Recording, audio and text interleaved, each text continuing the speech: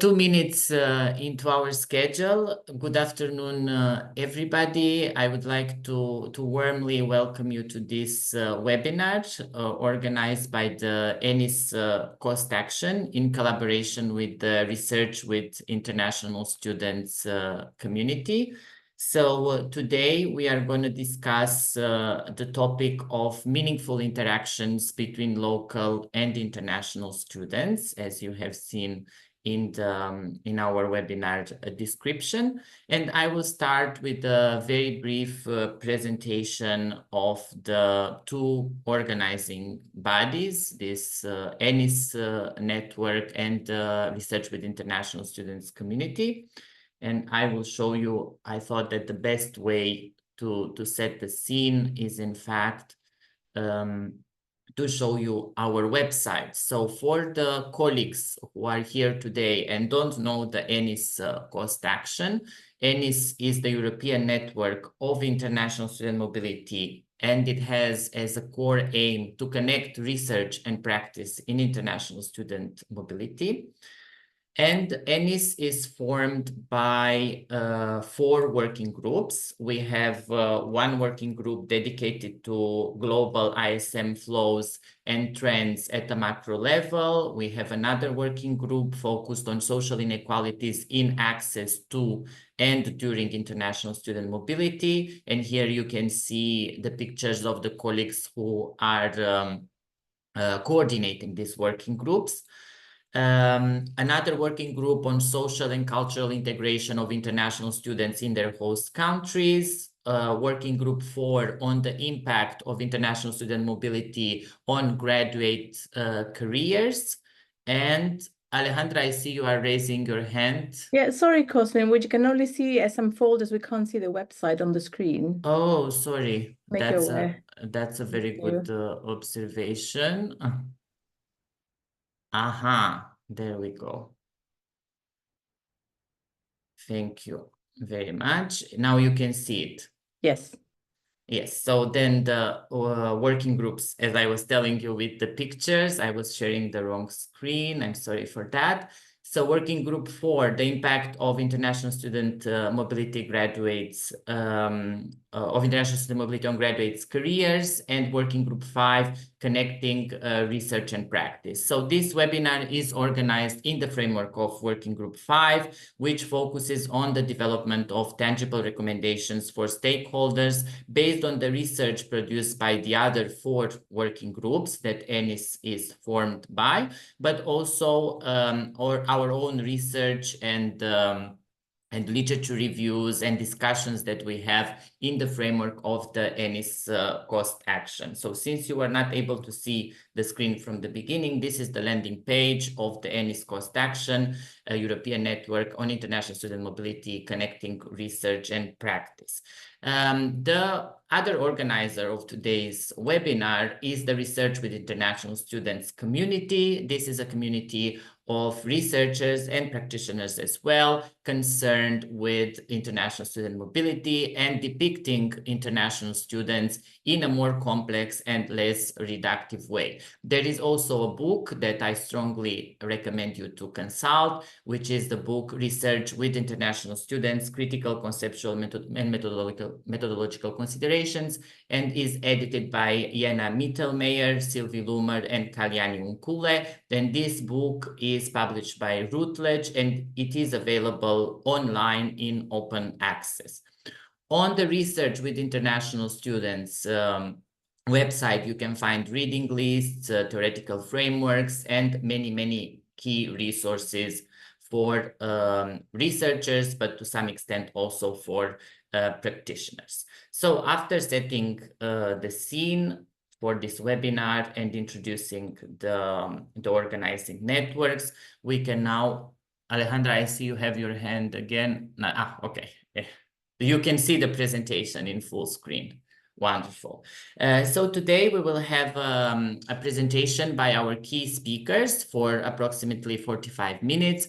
Then we will have a discussion around the question, how can researchers, practitioners, and decision makers in higher education better collaborate to improve the international and local student experience? And then we will have open Q&A where you are invited to place your questions in the chat, and then throughout the webinar, please post your questions, and then we will make a selection of the questions, and I will ask the speakers to answer your questions at the end.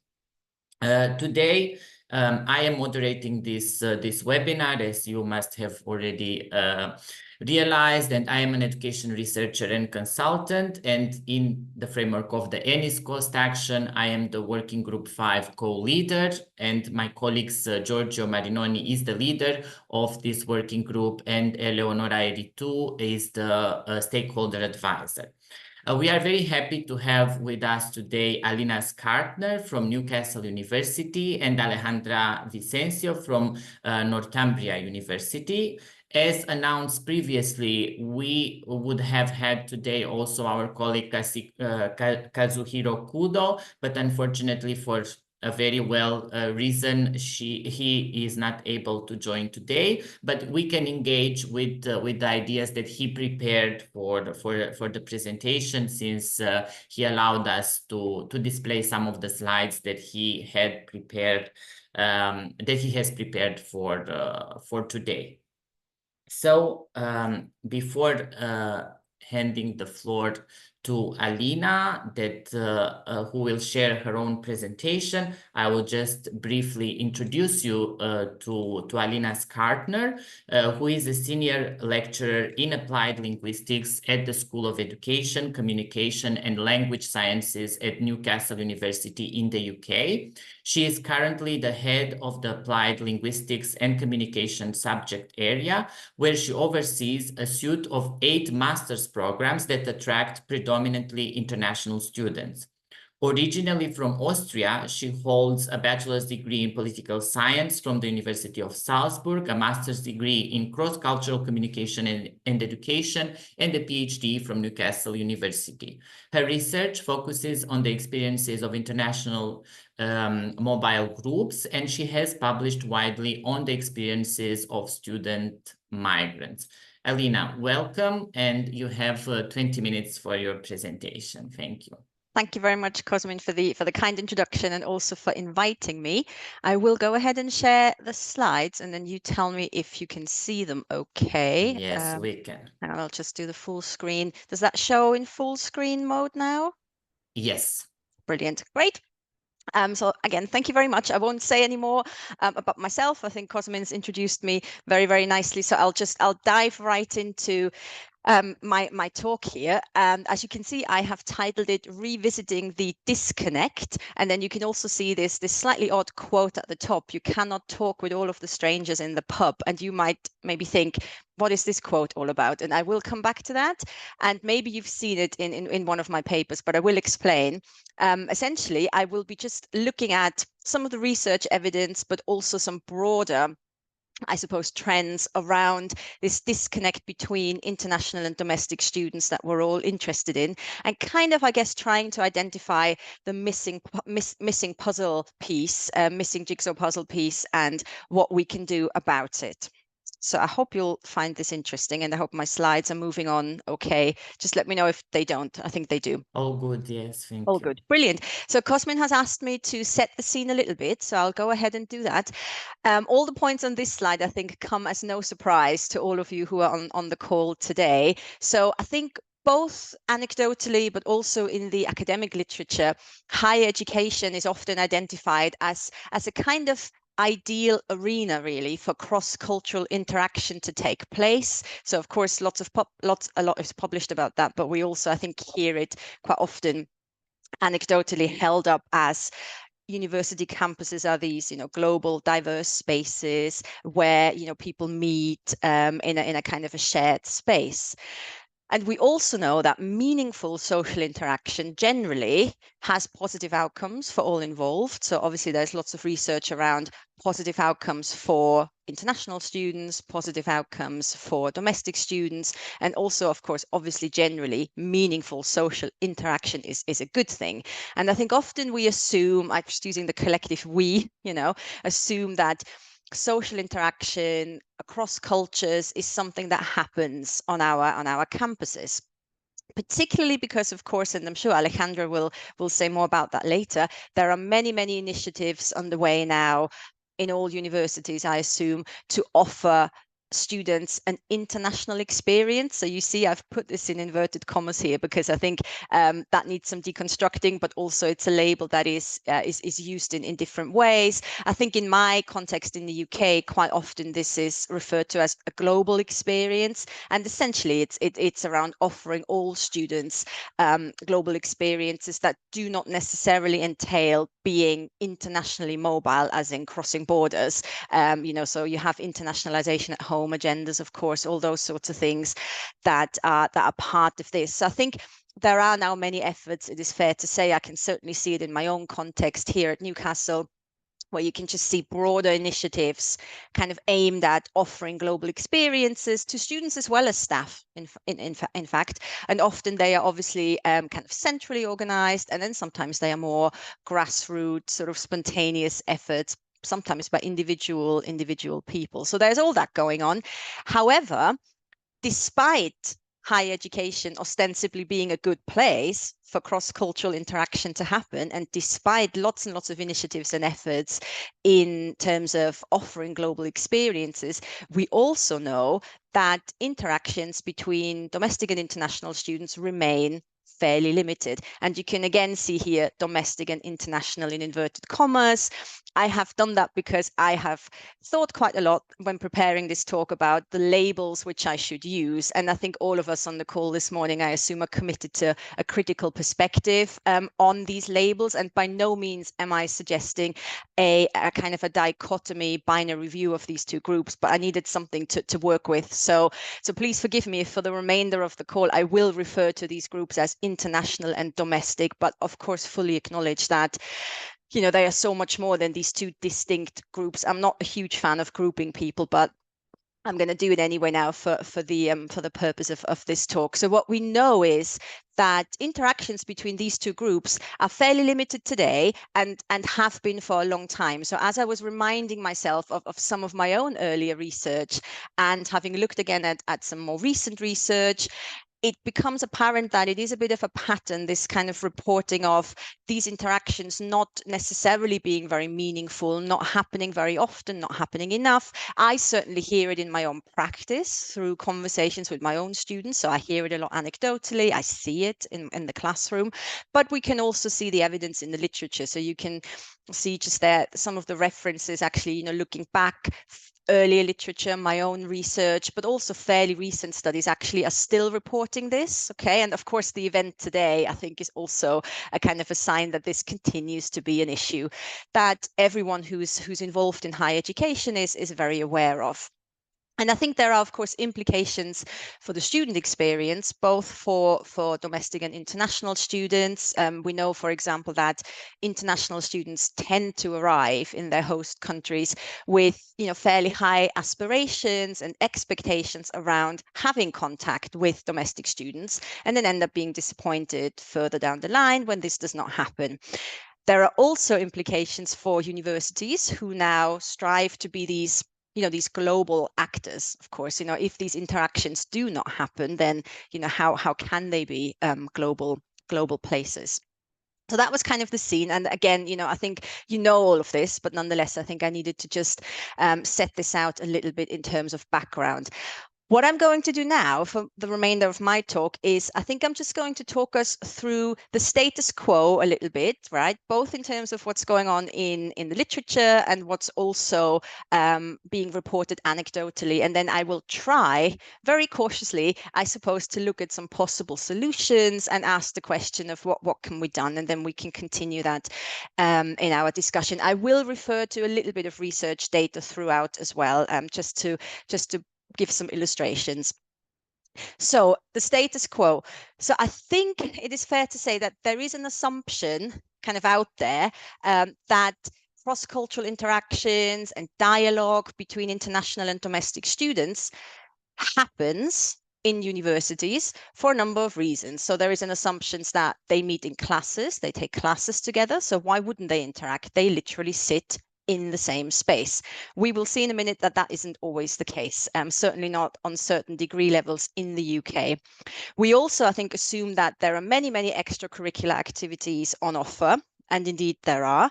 So we also assume that's where they meet, shared interests and so on, shared social spaces. So there's an assumption that there are these activities out there where these students can meet and have meaningful interactions. Then we also assume that they live on campus together. So again, they interact, allegedly in their living spaces. And then finally, again, we know that international students have generally high aspirations to interact with domestic students. So I think we also sometimes assume that they actively seek out this contact. And as we'll see in a moment when I show you some data, they do. But I think the onus is very much on international students, I think, to seek out this contact. So anyway, so I think I start with this kind of assumption where I think it's an assumption that is been reported in the literature, I think, as sort of a general sense of, in universities, because students are all together, both in and outside of class, it's almost like this kind of contact should happen sort of automatically.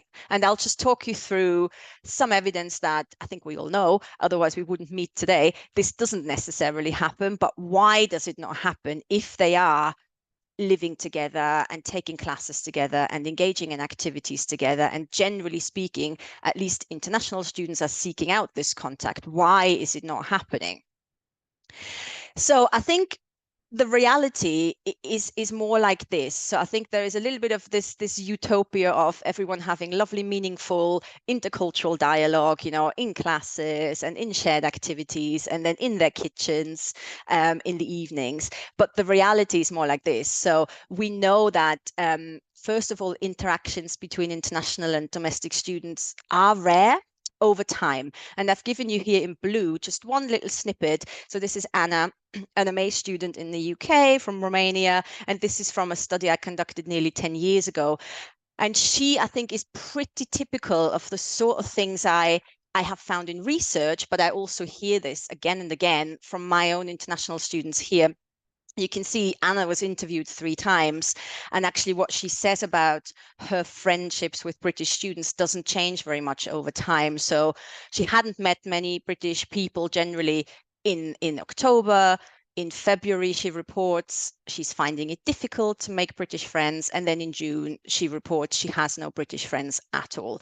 So again, this is somebody studying in the UK reporting she has no contact with British people generally and with British students specifically. And that is not unusual. I'm not saying that is always the case, but it's certainly in my own research and what I'm hearing from my students, it isn't unusual. Some studies, in fact, have also found that contact with domestic students decreases over time. But we certainly know that it tends to be fairly limited. When it does happen, we also know that it's usually fleeting, it's a little bit transactional, a little bit formulaic. So often it remains limited to, I guess, talking maybe about assessments or something very, very much, not that it isn't meaningful, but it's more brief encounters. So we know that international students in particular find it actually quite difficult to instigate contact with their domestic peers and then to maintain it further down the line.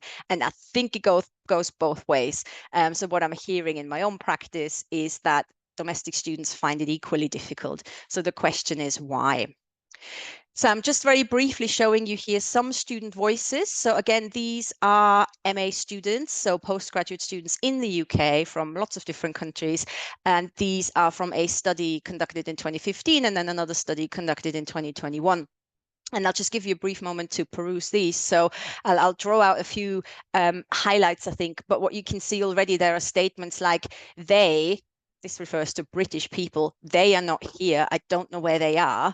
We don't have many local classmates. It's just the lady I meet in Tesco. So again, I think it indicates these fleeting encounters, these transactional encounters that aren't necessarily, sort of deeper, longer relationships. Okay. You can also see in there some students highlighting that maybe they don't need us. So British students have their own friends. Why would they be interested in international friends?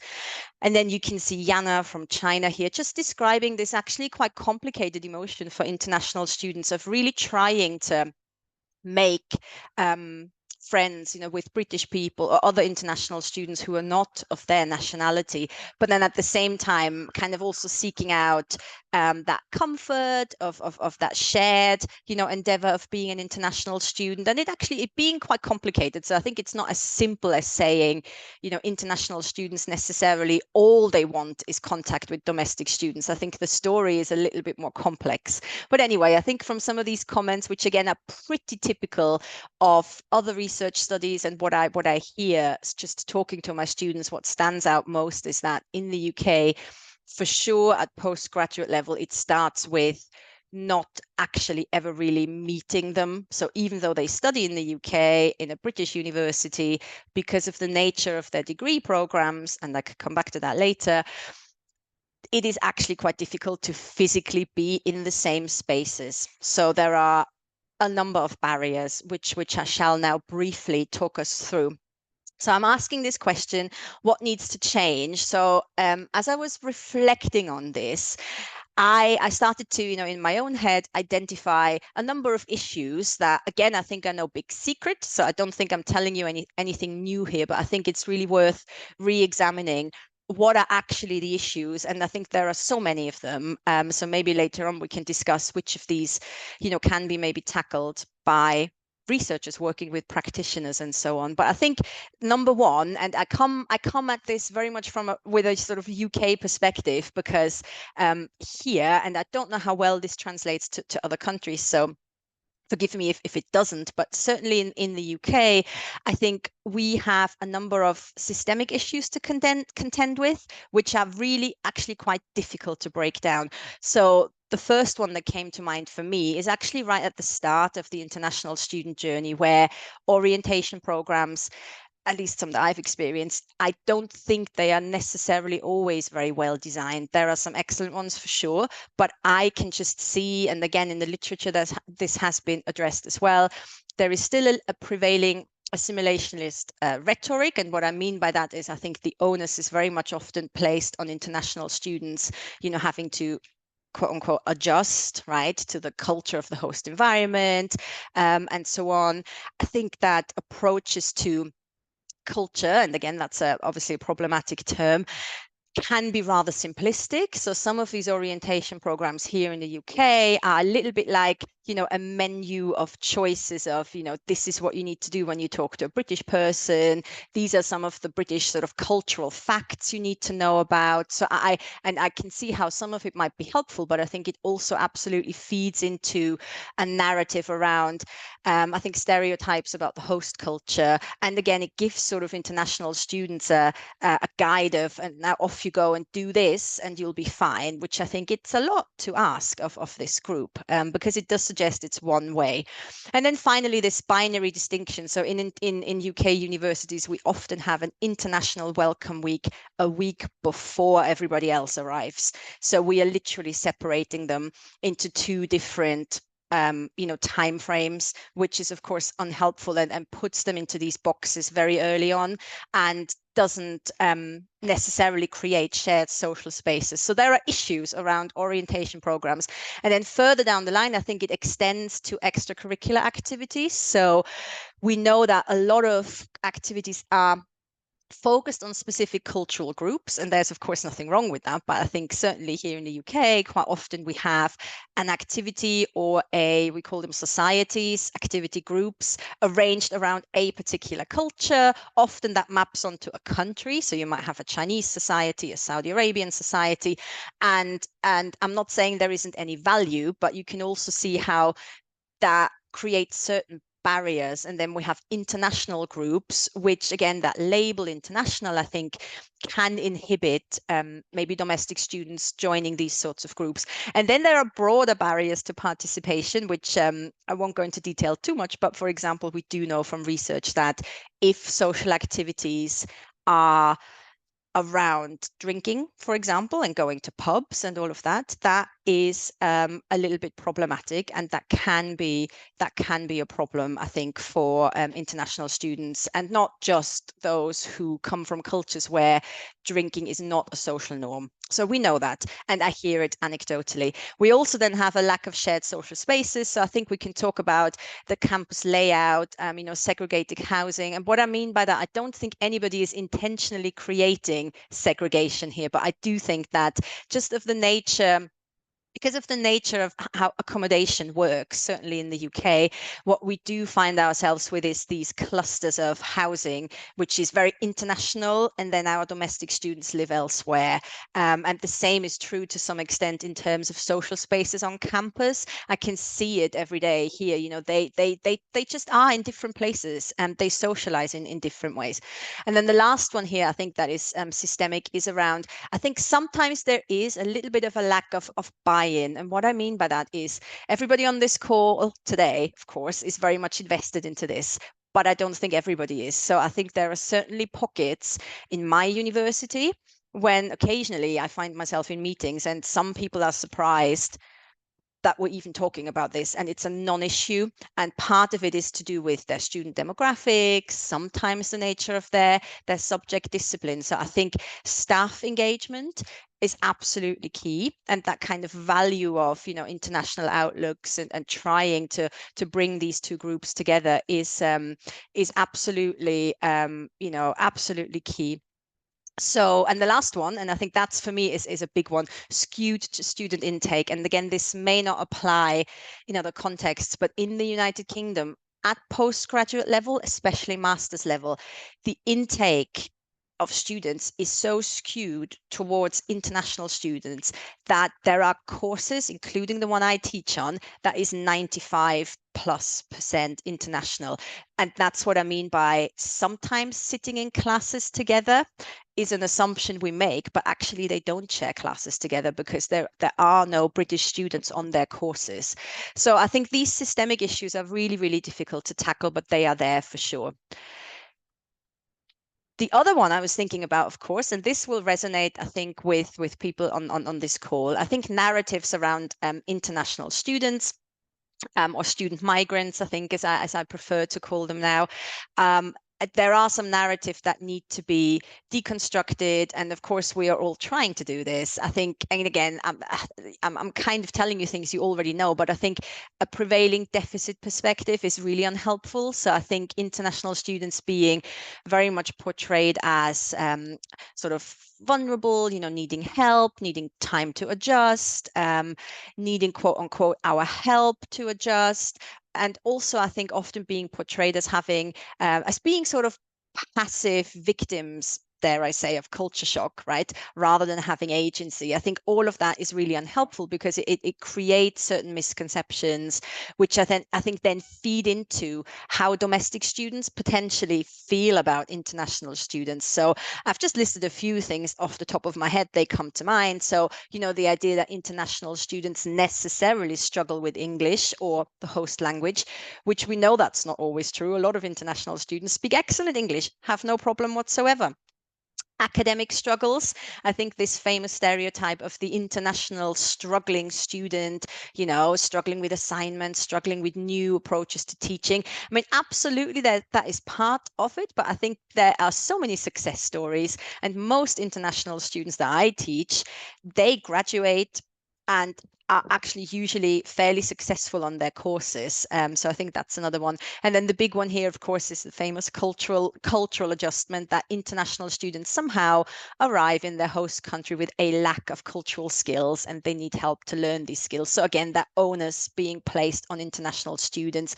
And then, of course, them being seen as homesick, socially isolated, all of that. And then the final point there, which I think somewhat contradicts all these other stereotypes of the vulnerable, passive international student, is that they're at the same time, which I think is a bit of a paradox, they're also seen as quite an affluent, privileged group, generally speaking, certainly where I'm based. And again, we know that isn't true. There is more and more research emerging around international students being actually a fairly stratified group, including students from socioeconomically less advantaged backgrounds and so on. I've just put one quote on there from one of my recent studies where we really found that students themselves were reporting a stereotype of the affluent international student when actually they weren't necessarily living that themselves. So I think there are some odd stereotypes around international students that often contradict one another or don't really quite fit to me. But my broad point here is, I think, alongside the systemic and structural issues, the way we talk about international students needs to change. And I think there's lots and lots of work, of course, going in the right direction. But I think certain narratives are still very, very dominant.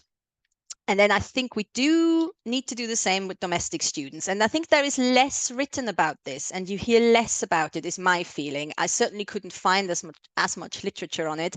And I spend less time talking about this with colleagues. But I think we also have misconceptions around domestic students. So I do think there is often an assumption that they are reluctant to interact with international students. I know this from my own international students' perspectives of domestic students, feeling that, you know, quote unquote, they are not interested in us. They are not interested to learn about our culture. I'm skeptical of that. I don't think that is necessarily true. I think the issue is more that they perhaps do not know how to initiate this contact, just as international students are unsure. So I think we need to really question this assumption that there is a lack of interest on the part of domestic students to have this intercultural dialogue. I think some of the systemic issues I've just spoken about before are more of a cause of that. But I think there are some misconceptions that domestic students prefer to socialize with fellow, you know, with their own British peers, you say here, prefer to socialize in familiar ways, and that they perhaps also hold some parochial attitudes. So, you know, that they are maybe not interested to learn about other cultures because they don't see the value. So I've heard these things being said, but then I've looked at the literature and I've actually found some really interesting recent evidence around that all not necessarily being the case. And that actually, I've just put one quote here from, not from one of my studies, but one that resonated with me, where a domestic student is actually reflecting on an international friendship much, much later on in life, and it remained a meaningful memory. So I think we need to do two things. I think we need to be really careful about how we talk about international students, but I think we also at the same time need to be really conscious about the ways we talk about domestic students. And at least at Newcastle, and it'll be really interested to hear what other people think, we don't talk enough about domestic students. I think I hear a lot of talk around international students, not so much about domestic students and how they really experience you know, this whole dynamic.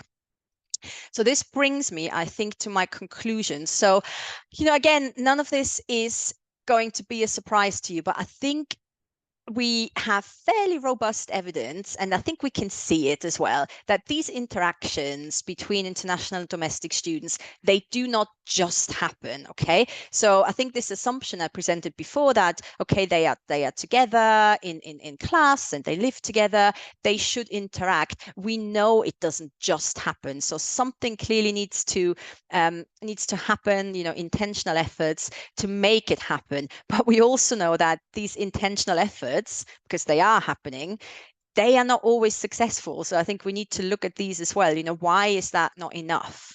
I think existing provision that aims to bring these two groups together can be excellent. And I've certainly seen lots and lots of wonderful initiatives here at Newcastle University. But I also know, because I've seen it and we know from the literature, that we need to also be really mindful of how these are designed, because they can, with the best intentions and starting from a good place, actually feed into these narratives we're trying to deconstruct. And I think that's a real issue.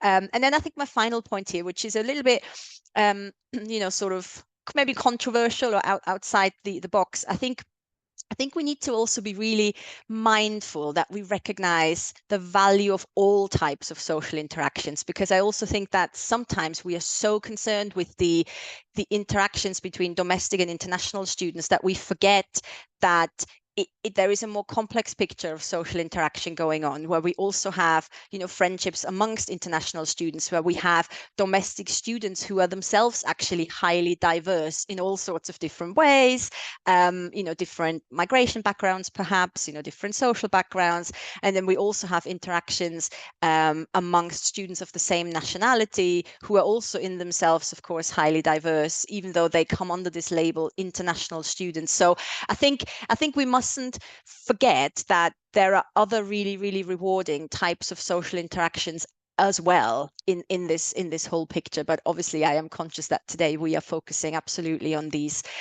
interactions between international and domestic students. I will leave it there, and I think I will just hand back to Cosmin. I've not kept an eye on time at all, so I hope this fit the brief more or less. Thank you so much, Alina. It was a little bit above the time, but since it was so interesting, I would not dare to interrupt you. So thank you so much for this presentation. I think you took the assignment of setting the scene and went well beyond that with very, very interesting topics, and also kind of set the scene already for Alejandra to exemplify how some of the issues that you have been raising, some of the dangers when we are approaching this at the institutional level, when we are aware that this lack of interaction or insufficient interaction is happening, the measures that we might come up with can end up having actually a negative impact, reinforcing these stereotypes and even these categorizations and putting the people in these boxes that you were also mentioning. I think Alejandra brings very interesting accounts on how to avoid that. So we will pass on to, let's say, a practical approach, but I think Alina's presentation allowed us to understand the extent of the problem in a lot of detail. And now perhaps we will focus more on some solutions, but also reflections upon this. So thank you so much for this presentation, Alina. You have been receiving also very positive feedback in the chat on your presentation that I second multiple times as well. And I would like also to remind our attendees, we have 70 people currently listening to this webinar, that you can place your questions in the chat, questions that you may have for Alina, and at the end we will have a Q&A session, and Alina will reply to your questions. If you have very specific questions about the program, a concept, a paper, please put them in the chat, and Alina can also answer you in writing. And for more complex reflections, we will take them at the end. Before passing to Alejandra, I would however like to meet our audience, and since you are quite a few today, this was not planned, but I came up with it in 1 minute. So you should be able to see the right screen this time. We have a Mentimeter and we have a QR code that you can use to participate. If you don't have the QR code, then you can use the manual way to go to menti.com and introduce the code that is displayed on the screen. So we would like to know, what is your main role? If you are a higher education practitioner, you are a researcher, or you are a scholar practitioner. This is a figure that we use very often in ENIS Working Group 5, which is the person who conducts research, but also has a significant part of their professional responsibilities connected to practice, or the other way around, where you may be a practitioner but also conduct research. And then I'm sure Alejandra will have also something to say about this aspect. I see that more than 30 people replied already. And the majority, we can say, of our attendees are higher education practitioners. So this is very much in line with our vision for this webinar. We really wanted this webinar to be a training moment for these practitioners, and the reflection moment to gather the research evidence available on this topic that Alina did very well in her presentation, but also to inspire you based on concrete examples from a higher education practitioner that we will hear from next, which is Alejandra. So thank you so much for your answers to this survey, and then I will briefly introduce Alejandra to you now, and then share also her presentation. So Alejandra Vicencio has been working in international education for 20 years. She is head of international mobility at Northumbria University in the UK, where she manages all aspects of international mobility programs for students, funding, and partner relations.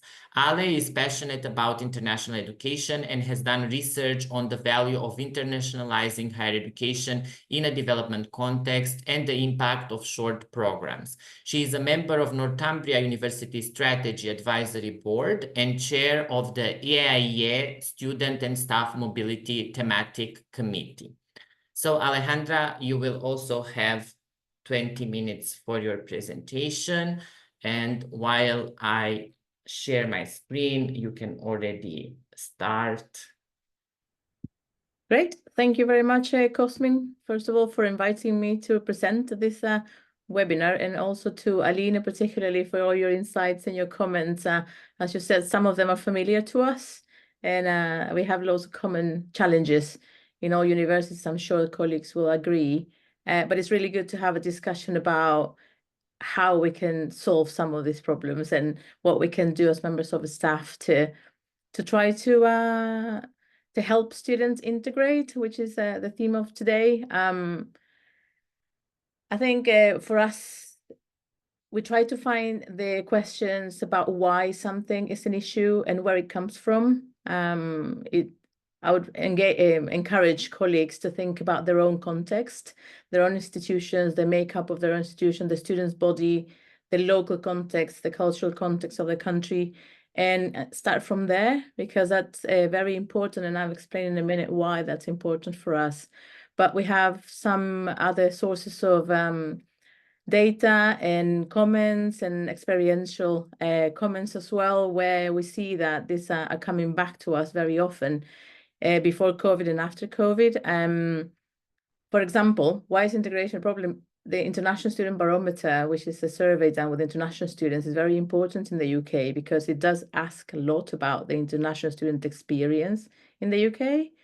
And integration is one of the scores that is consistently the lowest every year in terms of how many students would think positively about this area. So normally about 90% of the international students who come to the UK for any program, they do not feel integrated in British university life, which is an interesting comment. And that's from 2018. Also, we have at Northumbria student inclusion consultants in our accessibility and inclusion team, and we do hire international students to be part of this as well. And this initiative gathers students to tell us about their lived experience and the issues that they personally have experienced at university to help us improve our practice and provide positive but also constructive feedback to different teams. So we do hire some international students to do that with us. And they regularly mention the lack of integration is the major issue with our university experience, and segregation, not meeting British students, etc. That is very common comment, and that is the source also sometimes of the issues that they've got.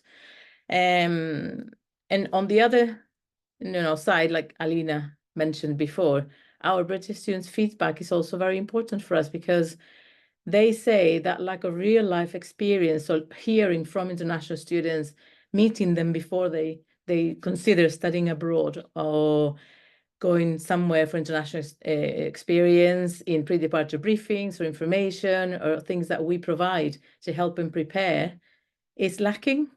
So, which is an interesting comment, because we don't usually think that we provide lots of logistical information, support, how we can help them.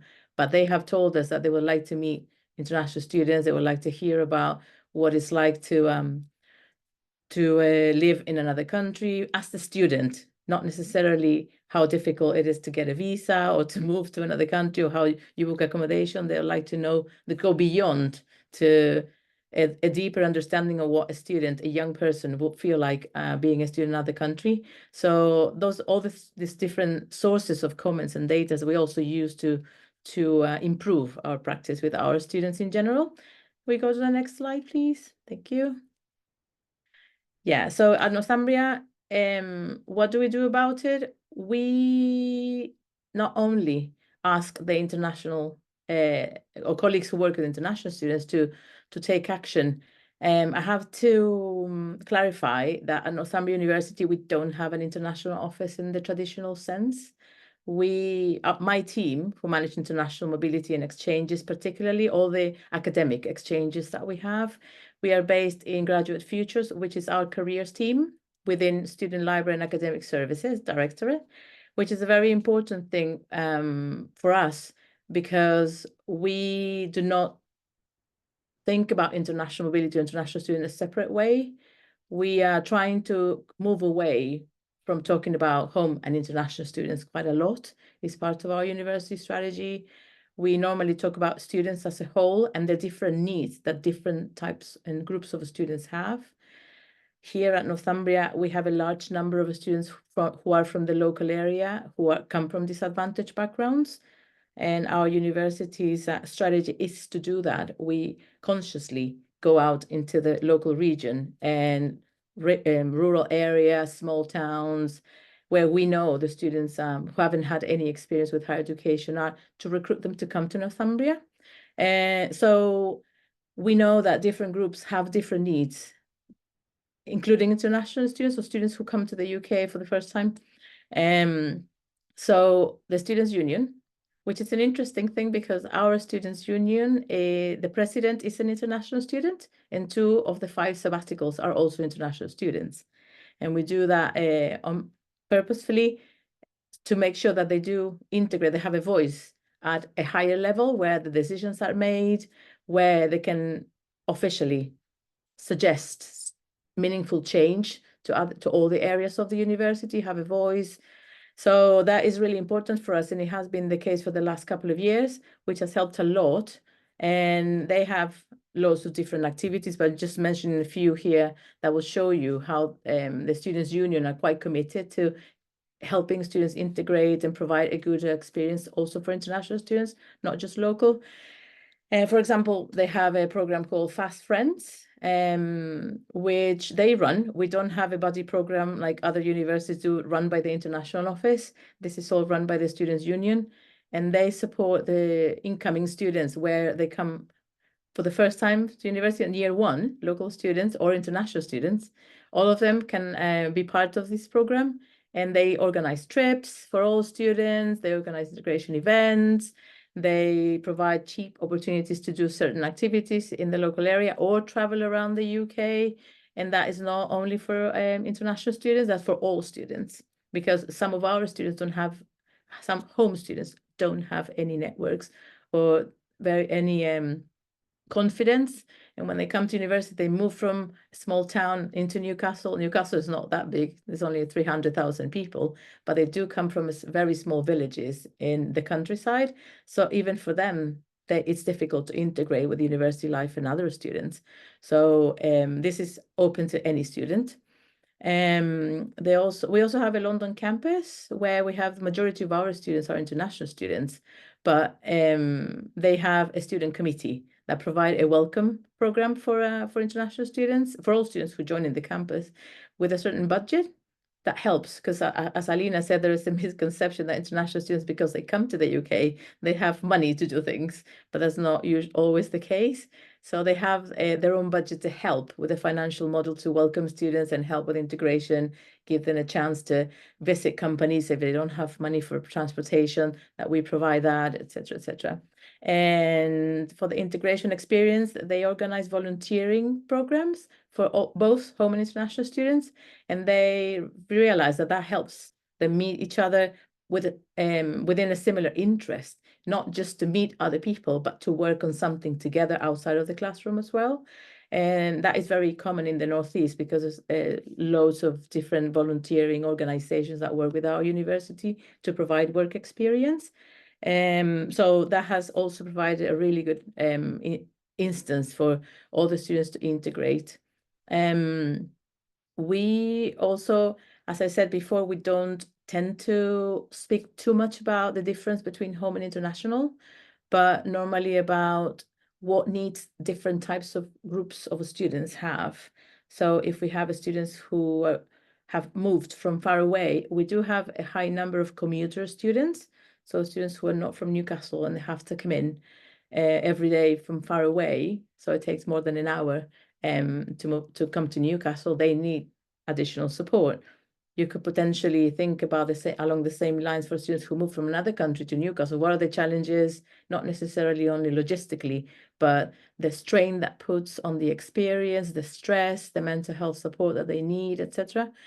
But also considering that international students do need additional support in certain areas, and they usually have to do with the logistical arrangements. So how to book accommodation if you've never lived in the UK, how to deal with visa, how to register with a doctor for the first time, how to open a bank account.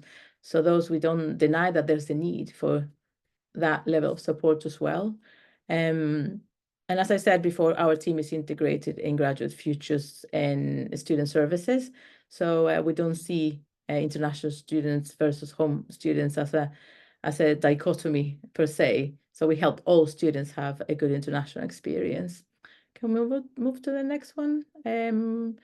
I chose a very specific event here to showcase the active ways that we try to integrate our students, because as Alina already mentioned, students, young people are not necessarily proactive and seek out opportunities or have the confidence to go out and meet people like you would as an adult in a conference, for example. So what we've organized since last academic year is our integration event. We used to have a welcome event for incoming exchange students, and because we had about 500 before COVID, so we would do something similar only for exchange students, and they would meet each other and they would make friends very quickly, etc. But we decided to change that a little bit last year and offer benefits for both incoming exchange students, but also our own students who would like to study abroad. And interestingly enough, about 30% of Northumbria students who study abroad are already international students in the UK. So then again, you can't really split international and home, because part of the students, our students who are studying at Northumbria and want to study abroad, are already international students.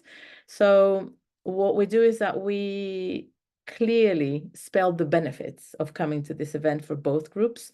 If you've just arrived in the UK and you have never lived, very unlikely to have been to Newcastle before, to be honest. That maybe some students have been to London before, but I don't think many have been to the Northeast before.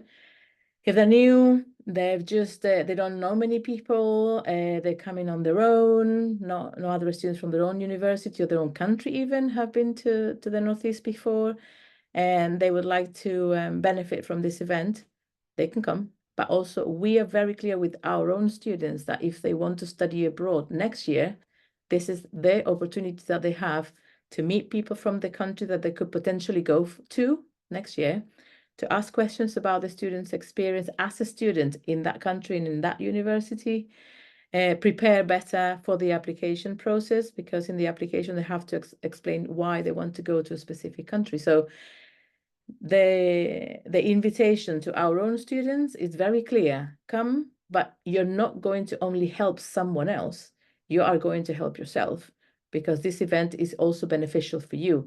And that, I think that message has resonated quite well with our students, because as you see there, we've done this integration event 3 times, once in September, once in January, was quite small. And then in September this year, with over 200 students already participated, and they have provided very positive comments about the event. And every time we get a relatively constant split of 50-50 UK and international students coming to the event, which is really interesting, because I was very surprised the first time we offered it. I have to be honest. I wasn't sure if many UK-based students were going to come to the event, but from the very beginning, yes, we had 50-50, which is really interesting. And they were very, very keen to ask questions and meet students, so they help each other in a way, which is what we want from this event. And sorry, can we go to the next slide, please, where I talk a little bit about the logistics of organizing this event. So the other thing that we took into account from the comments from previous event is that the students don't like to be in a classroom because they're already in a classroom quite a lot. So that's not the ideal. I think the physical space has a lot to do with the way people interact as well. So from before COVID, we've always had a very good relationship with our sports center, which is quite big at Northumbria. We have a very big sports culture at Northumbria, and we want all students to engage with that. So we collaborate with Sports Central, and they organize the event for us. We only talk to students at the beginning for 10-15 minutes, and then we let them crack on with networking. So they organize different sports for different abilities and different levels of interest.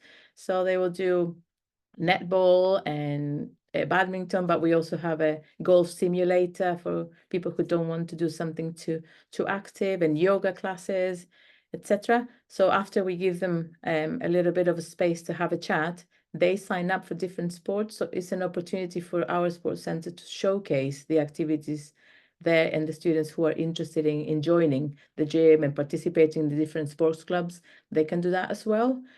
So that has helped us have something in a way a little bit more relaxed than being in a classroom and having just a presentation or trying to get students to talk around a table. And we've noticed that that creates a more relaxed environment, as I said, and people do it a little bit better. And they make friends, definitely. All the students who apply to study abroad, they usually meet people here first, and then make friends before they go somewhere. They help each other out, as I said. They answer questions, both sides, about Newcastle, but also about the other students' countries. And so people really see the benefit for both sides, which I think is something that we haven't encouraged people to do too much. Sometimes the integration events or welcome events are all about the international students are coming here, they don't know anything, we need to give them some suggestions and help them out to integrate in the local area. But I think that message needs to change and be a little bit more positive for everybody. So I put some comments at the bottom of every page about the feedback that we've had from some students, and that works really well for us. The next slide, please. Thank you. And as a follow-on, because as Alina mentioned, sometimes these events can happen just once, and then people go out separate ways, and then they meet again. As a follow-up event, we organize what normally is known as the pre-departure briefing or preparation for students who study abroad. We organize, because we're based in a careers team, we're very much focused on the employability skills that our students develop with any activity, including international. So we organize a mock professional conference experience for our students rather than a pre-departure briefing for a whole afternoon from 2 until about 6 p.m. To prepare the students for life abroad, which is the main objective, of course. But we offer different workshops. We help students talk to each other, come up with their own solutions for things, especially when it comes to things like mental health issues. If you have one, how do you help yourself and others? How do you prepare for an emergency and things like that? But we do have a networking hour at the end. As every conference, you register, you receive your lanyard, you attend the workshop, but you have a networking part of your conference.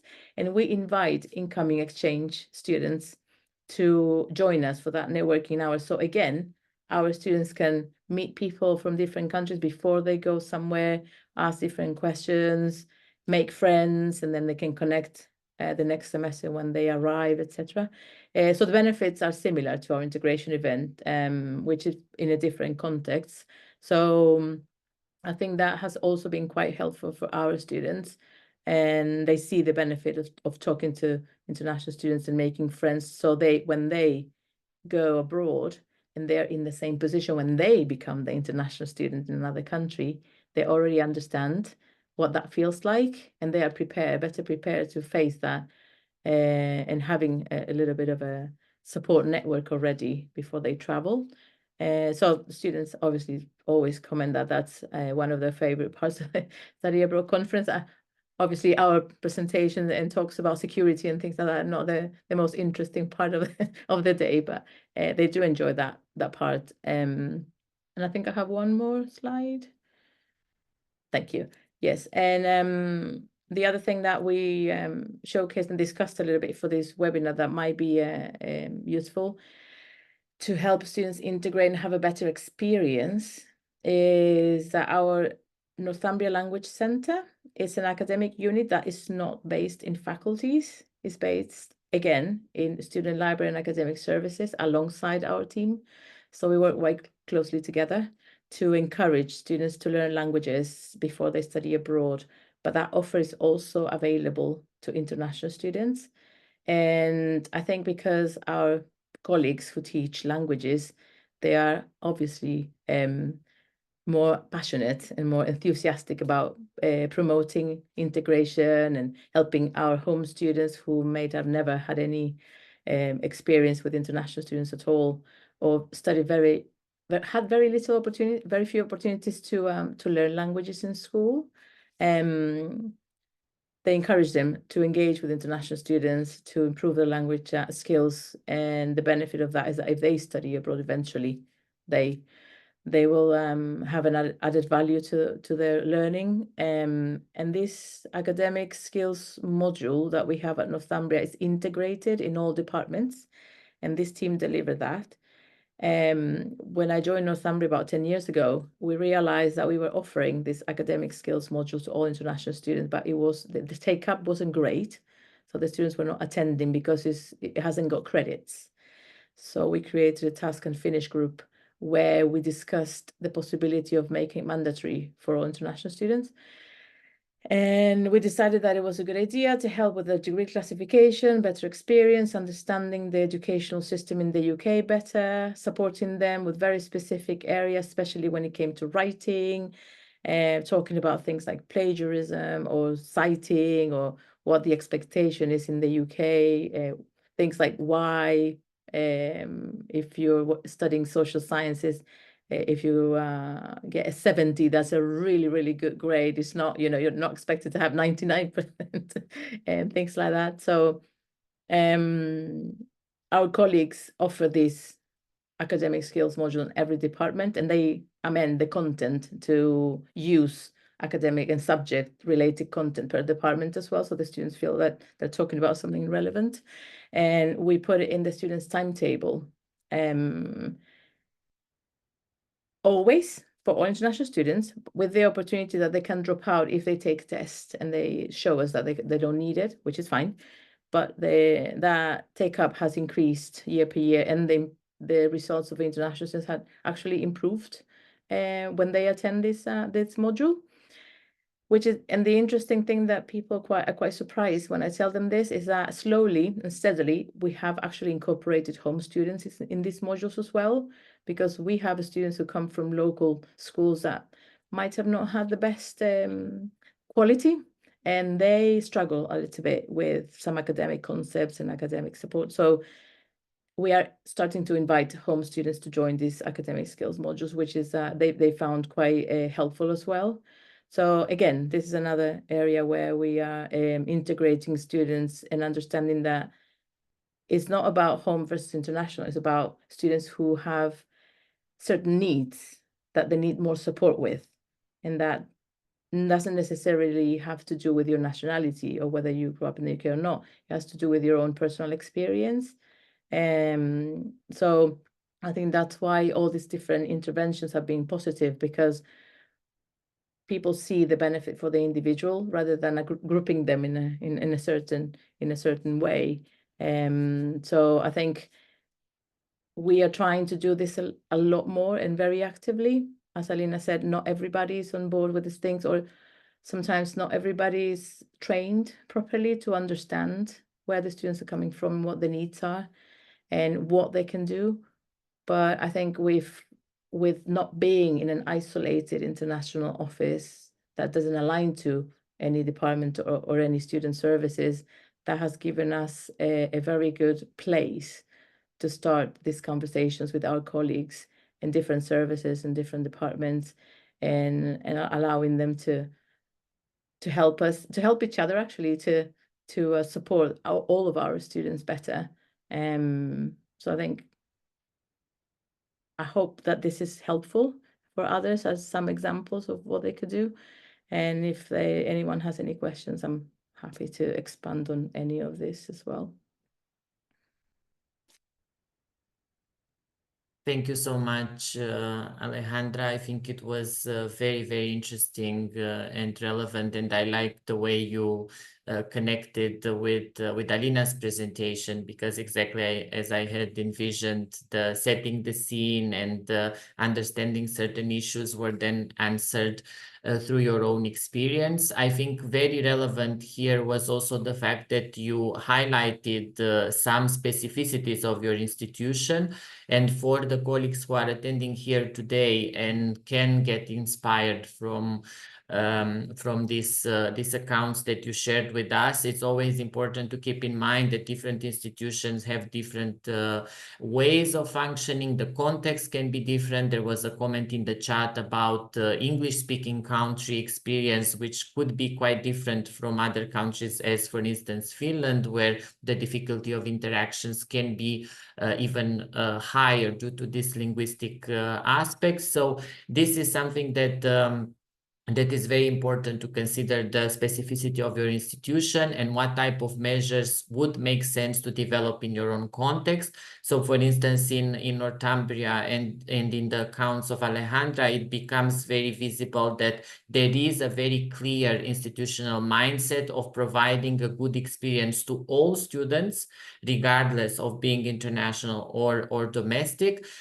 which may seem dangerous. Sometimes we always think that if we focus on all, then the ones that need more specific support may be forgotten. But actually you clarified that indeed there are logistical, there are integration challenges, there are challenges that tend to be more specific to international students, and these are catered for. The needs of the students are catered for, but at the same time you have this look of providing a good experience to all. So this is a very, very interesting way of looking at this issue. And I think you also provided a very clear example of how to tackle this deficit view of international students that Alina also referred to in her presentation, because the events that you organize are useful for both the domestic and international students. So you are avoiding this very obvious assumption that it's always the international students who need a domestic student to be able to know the local culture, to get integrated and to be supported, while actually the domestic student can also benefit significantly from this interaction. And then thinking again back to Alina's presentation, when she said that she feels a little bit uncomfortable by talking about international students and domestic students, and even use the quotation marks to refer to this. I think that indeed we should discuss a little bit more these shifting identities, because you are a local student at a certain point in time and in a certain place, but in a few months you can be the international student. And actually that's the expectation in this higher education internationalized scenario, increased traveling and mobility experiences. So at some point we will be the international student, and then connecting with our colleagues from abroad when we are in the position of the domestic student is highly beneficial, and there is a lot to learn from them. So now I would like to also bring to Alina's attention that there was a very specific question that I placed in the chat that you can try to answer in writing if you would like. And since Hiro was not able to join today, perhaps we can engage very, very quickly with his slides, since he allowed us to display some of the slides that he prepared for today, and then we can have a conversation based on everything that we have been discussing. So here you can see Hiro's multiple roles. So he is associate professor at Tokyo University, also executive director at the Intercultural Education Society of Japan, and then has other significant roles in relevant organizations and academic journals as well. And here Hiro prepared a more, let's say, a thought-provoking approach to this topic, revisiting the actual concept of what is a meaningful intercultural interaction. I think Alina and Alejandra already also paved the way for this reflection, but asking actually to whom is meaningful this interaction, is to students, to staff, to the university, to the community, and then the reflection that I just shared with you, who are considered international and who are considered domestic students. Then thinking about what kind of interculturality are we talking about? Are we talking about intersections of nationality only, ethnicity, language, religion, ability, disability, gender, sexuality, socioeconomic status, political orientation? So here, very much in line with what you were sharing, Alina, that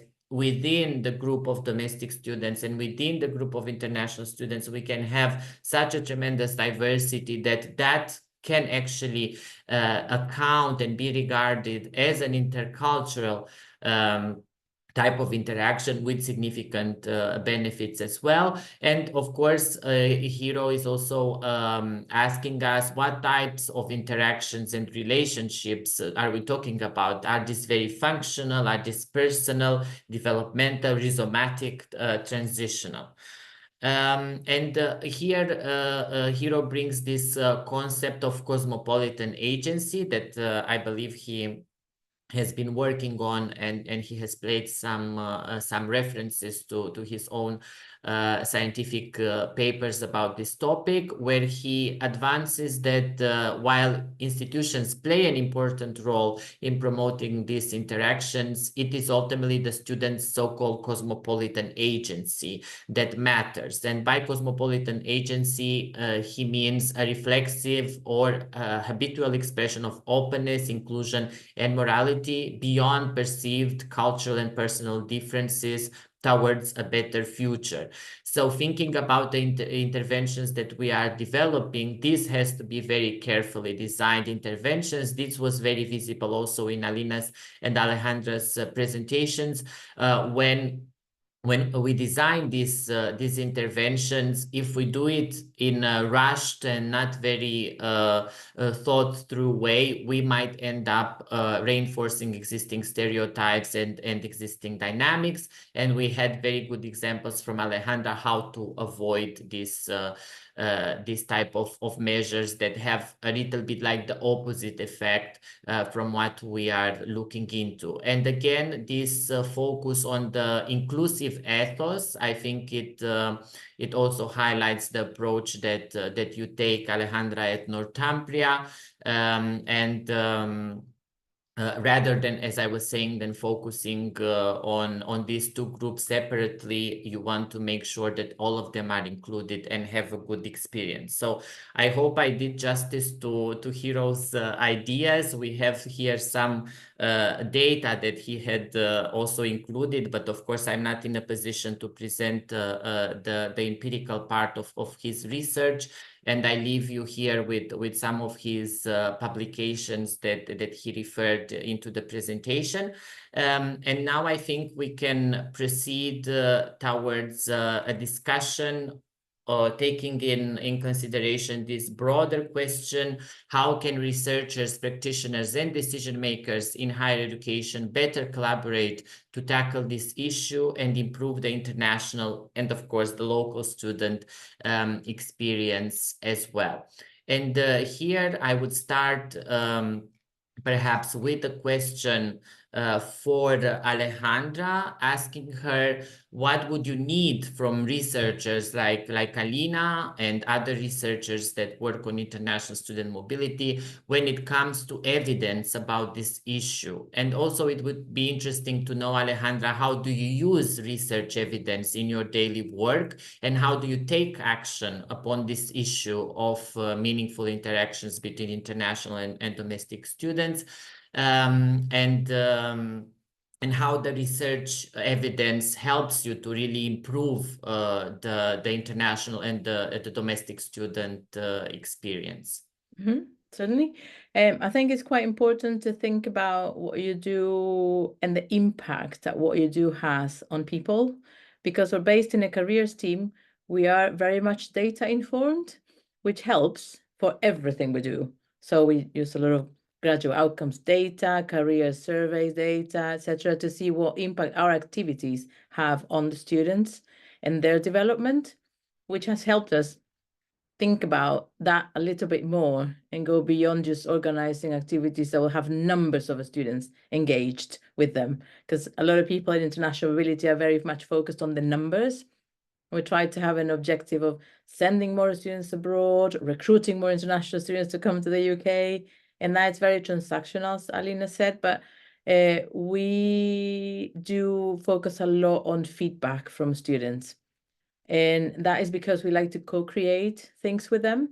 The student consultant project that our colleagues in accessibility and inclusion created, we were some of the first teams to request a consultant. So we had 2 sets of students to come and analyze all of our marketing materials for a study abroad and how we were addressing the students, what information we're given, and they produce a report and they tell us what we're doing well and where we could improve a little bit. And then the same for the information that we provide to international students before they come to the UK. And their insights were quite interesting because we were tackling a specific type of a student who don't engage with these activities, and we wanted to know why and how our materials and the things that we were doing were potentially a barrier for them to engage with this activity. And the same for incoming students. Why would you assume that they need something? You just have to ask the students exactly what they need. And also people change very often, very quickly, all the time in what they need, what they want and what they need. So we work with the students quite a lot and ask them a lot whether what we're doing was right or not, how they felt about things. And also we try to proactively ask our students about how they feel about things that they could potentially do in the future. So last year we ran a survey with the students in year 1 of their degree and asked why, if they considered study abroad, why not, why they would consider it, what barriers they perceived, how the teams could proactively, and we had loads of response, about 250 responses, which is very unusual with the students, because they saw again the benefit for themselves of answering this survey. Say, oh, this will help the team help me a bit better in the future. But in terms of working with colleagues who do research in these areas, we work a lot with data, but we don't tend to produce data a lot. That's not our job. That's not what we do. So we try to work with colleagues who do research in these areas, especially when it comes to impact on students and on individuals of all these activities, because we try to look at things from the student's perspective, not as a group, but as an individual person, and how they feel about things, which I don't think a lot of people do. It's quite important to understand that people are different. Everybody's different. And if you say all international students feel this way, generalizing too much is a little bit dangerous. So if colleagues like Alina, they spend a lot of time and effort to survey many students and come up with themes, and but you're asking individuals to tell you how they feel and how they see things. So I think that research for us is quite valuable, because then we can have evidence of what the general student population say about a topic. It's not just my discussion with a number of students, can be quite small, and then just assuming things and changing things based on my experiential information. I think it's quite important to collaborate with colleagues who do research that goes beyond that experiential, data that we've got. Yeah. Thank you so much, Alejandra. I think you were very, very clear in your answer, and it's very interesting also to think about the data that you collect yourselves, and the fact that you are as part of your job, and this mindset that you cultivate at your institution of having feedback from the students on the measures and on how they feel about the measures that you develop for them is a research endeavor. No, it's a form of data collection. So this is also part of your work, but at the same time, you bring the perspective that perhaps the data that you collect in your own circle, in your own institution, and based on the contact with, let's say, limited number of students, might not be enough to understand the bigger picture. So then researchers who conduct research on this topic and use, let's say, more significant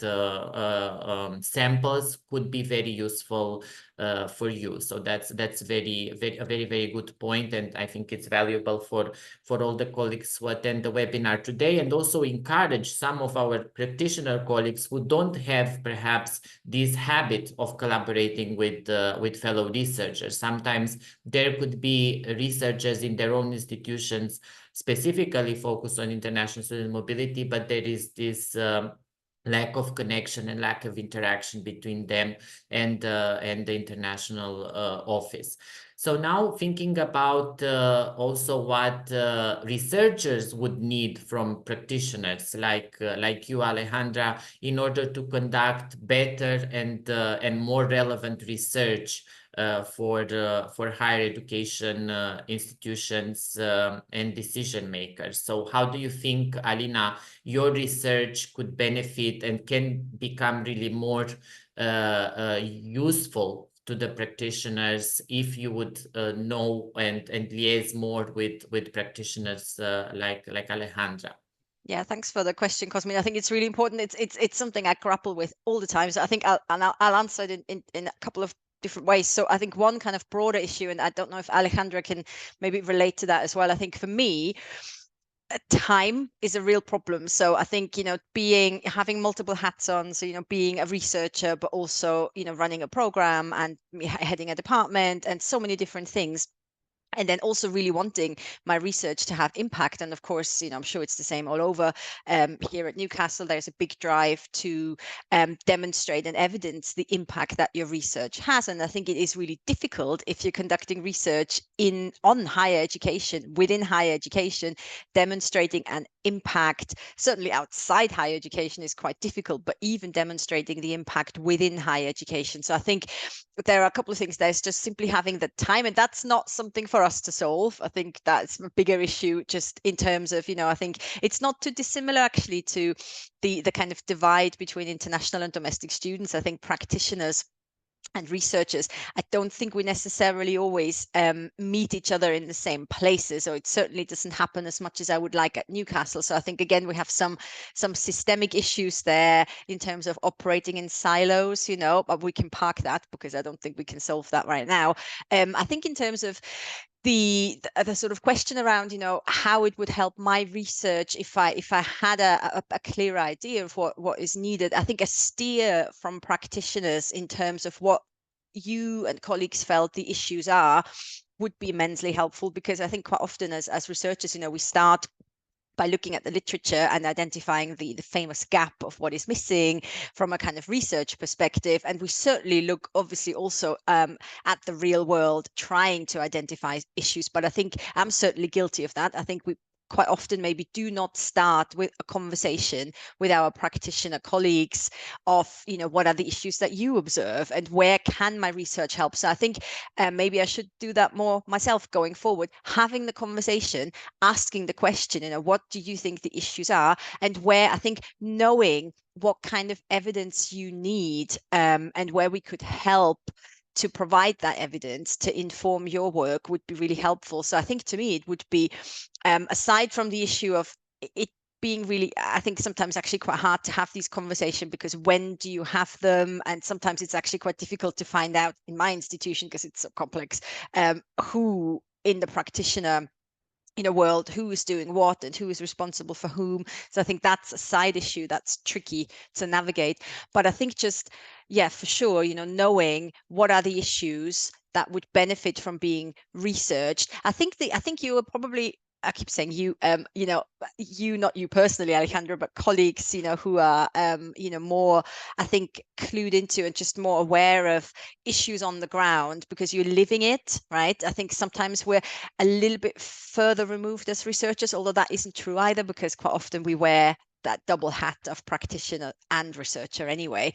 But I think just having a better idea of where you find gaps, not in the literature, but in the lived experience of international students and domestic students, for example, and maybe even just identifying the kind of gaps where research could help support your initiatives. But then I think also that's the other thing, I guess, knowing from practitioners how, once we have done research, how should we communicate that research to you? Because of course, if it's out there in academic journals, that's one thing. And of course, you can access them and read them, but they're not always the most accessible formats. They take time to read.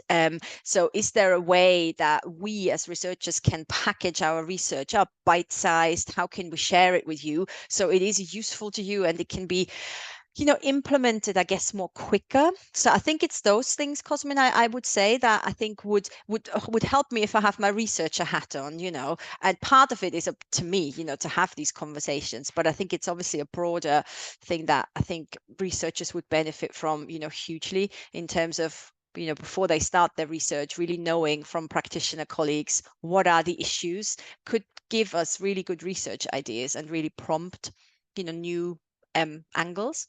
Yeah. Thank you for that, Alina. Perhaps, Alejandra, would you like to react? I think, yeah, what you're saying, Alina, is really important because there is an opportunity here. There's definitely an opportunity to help each other out and provide more evidence of the impact that what we do as a university as a whole has on individuals who come to study at our universities. Every single student is important because the university experience is one of the most impactful in somebody's life. And that's the way we look at it in the careers team. It's not just about the subject area that you're studying now, and people are acknowledging this more and more, and which is good. It's also about where you've come from. Do you have support where you've came from? What kinds of interventions we can organize for you to make sure that you are successful as an individual. And we can come up with our own ideas based on our experience. I moved to the UK a number of years ago. I studied abroad. I was an international student for a year in another country, but that was ages ago. People are different now. So what I experienced might not be the same. So asking the students and asking colleagues who do research to help us get the evidence that we need to showcase that what I'm saying is right or wrong, for the matter. You never know. I think it's quite important for us. The connection, I think, between practitioners and colleagues who do research is a little bit difficult because of exactly what you said, Alina. People work in silos. The international office is normally over there, separate from all the different academic structures, which is not helpful. So being integrated in a team that it doesn't necessarily focus on the physical mobility aspect of international mobility, but on the benefits to individual students and their employability, I think has helped us have a different look at how we relate to colleagues who produce data, who produce research around what we do to inform us better. And to be completely honest with you, the benefit for me of doing that is that I have evidence to talk to people who will support financially our initiatives, people who will create the university strategy. And that's why our strategy has a very clear ambition that all students must be successful regardless of their background, and that includes international students. If I don't have the evidence, people don't listen. So I think having evidence-based data is really important for us to have these conversations with people and not just people think, well, that's your view because you work internationally, you want to encourage people to travel. But no, I have this data that tells you clearly that what I'm saying is correct. So I think that's why the opportunity to collaborate more is really, really important. Yeah. Excellent reply, Alejandra. Thank you so much. So we are now at 1 hour and 30 of the beginning of the webinar, which was the announced time for today. I think we had a very, very interesting discussion, and I would like to thank all participants for attending. We are not going to take additional questions because there are really no questions that could be answered in the framework of the discussion. There were more specific and focused questions that Alina already answered. I contributed myself to some of them in the Q&A part. And yes, thank you all for participating. We hope this was a useful webinar for you. For me, it was extremely interesting. I was particularly happy by this discussion about the relevance of collaborating with researchers and practitioners, which is actually the core focus of our working group 5 from the ENIS action. One note that I would leave at the very end is that we managed to look at this issue of interactions between international and domestic students in a more critical way and in a less reductive way. I think we have managed to do that today. However, I noticed in all the presentations and in the discussion a lack, let's say, or not a sufficient presence of higher education staff and especially academic staff, as if they do not have any role in this discussion. So we continue to focus on the students themselves. So as an idea for a future webinar would be to focus on the role of staff, the importance of training in the area of intercultural issues, intercultural communication and internationalization more broadly. So I would leave this note for a future potential collaboration to continue this conversation. And thank you again, Alejandra. Thank you again, Alina. Thank you, Hiro, unfortunately, who was not able to be here today, but allowed us to share his insights. And I wish you a great day. And I would ask my colleague to close the webinar. Thank you all and have a great afternoon. Thanks for having us, Cosmin. Thank you. Thanks very much, Cosmin and Alina. Bye-bye. Good day. Bye.